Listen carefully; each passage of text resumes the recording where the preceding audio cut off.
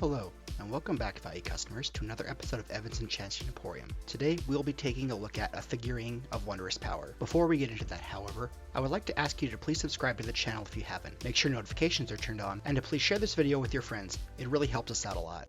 Figurines of Wondrous power can be found on page 113 of the Starfinder Armory book. The item level of a figurine can differ depending on the type of creature that it can turn into, but they range from being a level 5 magic item to a level 15 magic item, and a figurine can range in price of 3,000 credits to 100,000 credits. An Obsidian Electivore is a level 5 magic item, costs 3,000 credits, and becomes an Electivore when transformed. More information can be found in the Alien Archive on page 44, but when it is transformed, it only has one resolve point. A Bone Crest Eater is a level 8 magic item, costs 8,000 credits, and becomes a Crest Eater. More information on the Crest Eater can be found on our video about the Crest Eater, but this Crest Eater prefers to stay close to you and will do so unless otherwise commanded. A Bloodstone Blood Brother is a level 13 magic item, costs 48,000 credits, and becomes a Blood Brother when transformed. More information can be found on page 44 of the Alien Archive.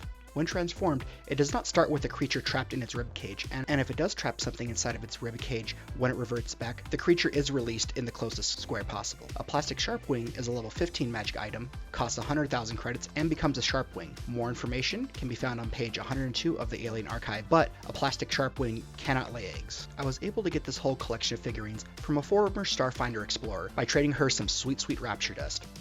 Remember kids, only dopes use dope.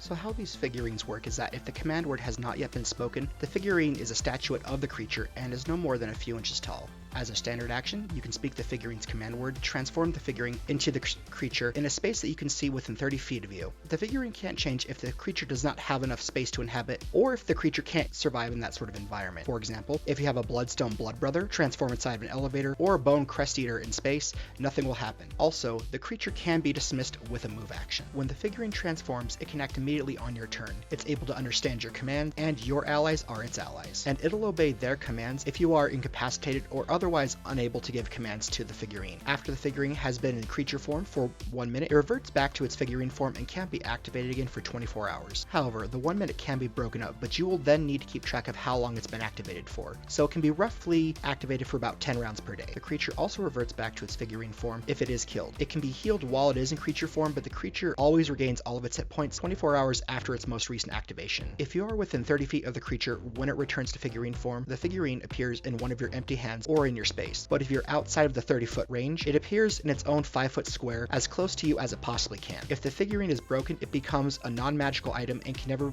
transform again, unless you were to undertake some sort of side quest to fix it. Records of figurines of Wondrous power, or items that basically do the same thing, can be found in pre-gap records of Galerion, as well as other worlds throughout known space, such as Kathos. This item would be good for any adventuring group that often has someone who just can't make it to the game, and they just need something to substitute in to help out with combat. Or it could be used as a sort of bodyguard to help out a weaker character, just so they don't die as often in combat. A few ways that a party could get their hands on a figurine of Wondrous power could be as a reward for helping out an elderly shop owner who uses these on unruly customers. They could be used as a trap and then recovered after defeating the figurine in its creature form, or they could be bought by a Xeno Druid who sells them so actual animals can be kept from ending up with the very dangerous job of being the murder hobo's mascot. Well, valued customers, that's going to wrap it up for this episode of Evan's Enchanted Emporium. Comment down below how you would use a figurine of Wondrous power, or comment what items you would like us to go over next. If you like this video, please be sure to subscribe, turn on notifications, and share this video with your friends. Thank you and have a great day. Hey you rascals, thank you for watching our video. Click here to subscribe, click here to watch one of our newer videos, and click here if you feel like watching something random. Have a good day.